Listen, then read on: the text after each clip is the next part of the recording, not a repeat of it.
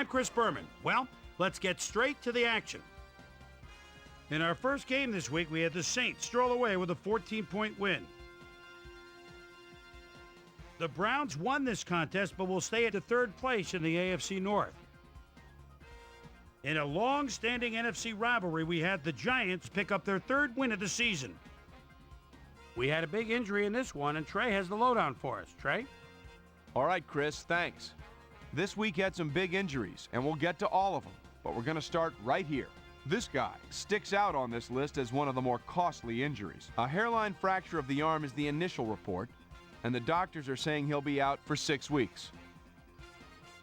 On to the serious news of the week. Hunt is a warrior out there, but even he won't be able to continue, and his absence will certainly be felt in the ground game. So that'll do it for now. Chris, let's send it back to you. Roy Williams stepped it up this week and gave his team some added firepower for the win. Ben Roethlisberger threw for 250-plus yards and helped his Steelers beat the Bengals. Packers, Vikings.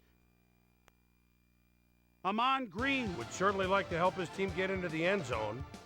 And he's set 7 yards behind the line of scrimmage. Now looks to bounce outside, does so, gets a block, touchdown, 10 yards. The Packers win this one by the final score of 14-10. Up in the Pacific Northwest in Seattle, the city by the Sound, where the Seahawks get nipped by 3 points. Over at Edward Jones Dome, we had the Rams win by a comfortable margin.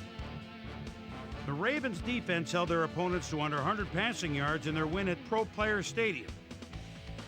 The Titans won at home, but will take to the road next week to meet the Bears. The Eagles won this contest, but will stay at the first place in the NFC East. Reggie Wayne stepped it up this week and gave his team some added firepower for the win. In a long-standing NFC rivalry, we had the Buccaneers pick up their 6th win of the year. And last but not least, we had the Patriots come away victorious. So another week in the books here on ESPN, but what do you say we hand out a few game balls before we go? Here's my prime-time players. That'll do it, sports fans. I'm Chris Berman, and thanks so much for joining us here in the Bristol studios. We'll see you next week right here on ESPN, the worldwide leader in sports.